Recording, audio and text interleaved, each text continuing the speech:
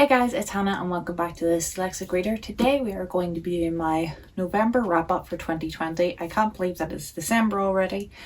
I didn't make a lot of content in November because we had a lot going on, but hopefully in December as we get to the end of the year I'll be able to start upping that again, and I want to start with the books that I read in November, which wasn't a lot at the start and then picked up at the end, but that's because I read quite a few graphic novels, but we'll get into that when we get into that. So the first thing I read was the complete Hunger Games series, including the original trilogy and then also the Ballad of Songbirds and Snakes. I have never read these before, so it was a first time for me, and I have to say I was pleasantly surprised. I knew when the hype had maintained for so long that they probably weren't awful, but I was expecting them just to be fun but not maybe overly good. But I thought they were overly good. I gave The Hunger Games 5 stars, Catching Fire 4. It was my least favourite. Mockingjay was also a 5 stars but not as high as Hunger Games, and then Ballad of Songbirds and Snakes was... what did I gave it 4 star as well, but it was higher than Catching Fire.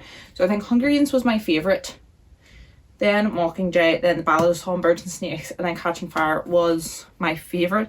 Let me know if you would like me to do a full video on like reading them for the first time as an adult. I've never seen the movies or anything, so I had a general idea of the Hunger Games. I knew the main characters, I knew what the Hunger Games was, and I knew that they both survived at the end.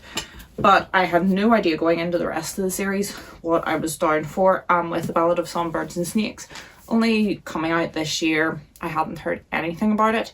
It's not what I thought it was going to be, but I still really enjoyed it. I thought it was going to be more President Snow's whole life rather than that one bit, and I didn't really like his character in the prequel as much as I did in the series, but I really enjoyed the ending, and I really enjoyed the kind of aspect of the history of the Hunger Games, like how the mentor scheme started and the sponsorships and how they could send gifts in and how they like changed the arena and all that kind of stuff. So that was interesting to me. Politics bit was quite interesting. I just wasn't a big fan of like how the characters were written. I think that it's really cliche to do that. They're not a villain, they were just misunderstood, but then something happened to them that made them bad. I didn't really like that, and that's what I kind of got at the start, but it did start to change towards the end, and I ended up liking the ending a lot, and that's probably what pulled it up to like a higher 4 star, higher than Catching Fire. Catching Fire to me just seemed like Hunger Games was real popular, pump out a next one. I understand that they were getting things set up and introducing characters and stuff for the final book, but I still think that you could have made Mockingjay an extra 100 pages longer and just made it a duology, in my opinion. But yeah, I was really pleasantly surprised with how they went and how much I liked them. And then I read 1, 2, 3, 4, 5. I'm looking at my laptop down here. I read 5 different graphic novels at the end of the month because I just got them from my library. After reading all of that, I felt that I was ready for something a bit lighter and quicker to finish the month off, and I got really hooked on graphic novels through my library, downloading them because if you didn't know, we're in another full lockdown here again. Everything is shut, shops, everything, so ebooks it was. The first 2 that I read was The Tea Dragon Society and The Tea Dragon Festival by Katie O'Neill. These were very popular on BookTube when they first came out, and I really enjoyed them. I gave them both 5 stars. I thought that the story was really good, the writing was good, there was really good diversity and representation, the art style was beautiful, and they were just so fun and really hooked me, and the enjoyment was 10 out of 10. I really thought they were a lot of fun. So going off the back of that, I read Dewdrop by Katie O'Neill, which was about like a little axolotl creature. This wasn't so much a graphics novel as a children's picture book, and I just gave it 3 stars because yeah, the artwork was nice, but there wasn't really much of a story or writing or character or anything like that, because it was just like a quick wee like 30-page picture book.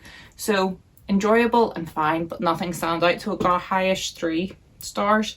Then I read Minecraft Stories of the Overworld, and this was a, what's the word I'm looking for? Anthology, that's the word. An anthology of loads of different short stories that were based in Minecraft.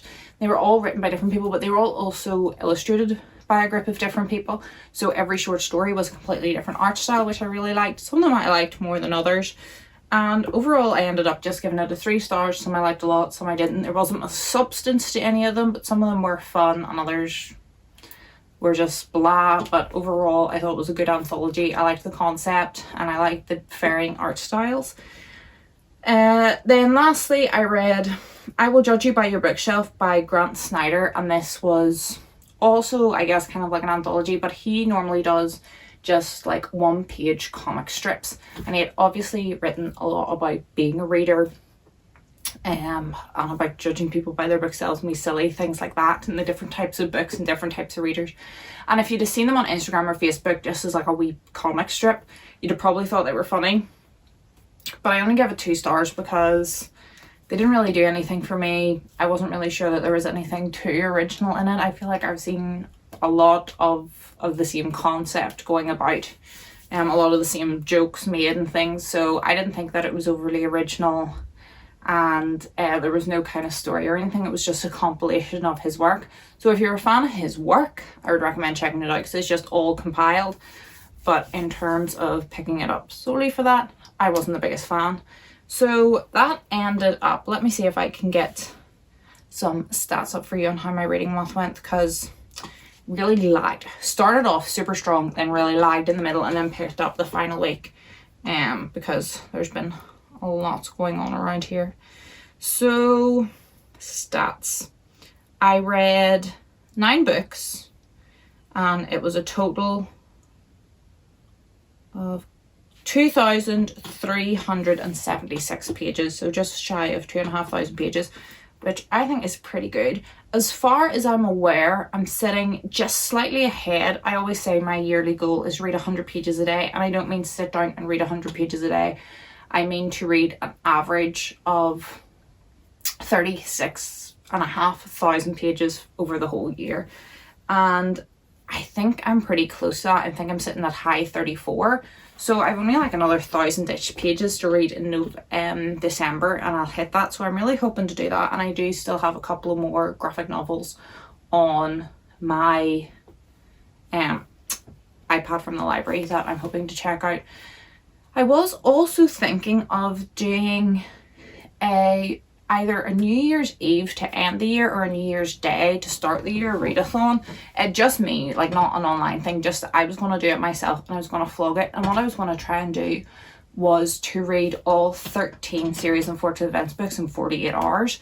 And I wasn't sure whether to split it on, because obviously we can't go out New Year's Eve or do anything. So I was obviously going to try and split it either New Year's Eve and New Year's Day, and then it would boost this year's pages if I needed it, and also start next year off with a bit of a kickstart. Or if I get all my pages this year and I'm happy with my goal, I might just do it the 1st and 2nd of July and just try to get like a head start on top of stats for next year and see if I can read all 13 books in 2 days and do kind of like a vlog of it, because I'll be off work and stuff anyway and not much to do. So I'm thinking of that. But other than that, my stats are sitting good for the year. I haven't done much reading or filming this month, but it's just been a complete mess. I want to film a vlog now because I did buy some books before the lockdown hit, or not a vlog, a haul of the books I got before lockdown hit that is going to keep me going this month, and hopefully that'll be posted in the next week or so. So hopefully I'll see you in my next video. I hope you're all happy, I hope you're all healthy, I hope you're all staying safe and taking care of yourself. And comment down below and let me know what you read in November and what you're planning to read in December. Goodbye.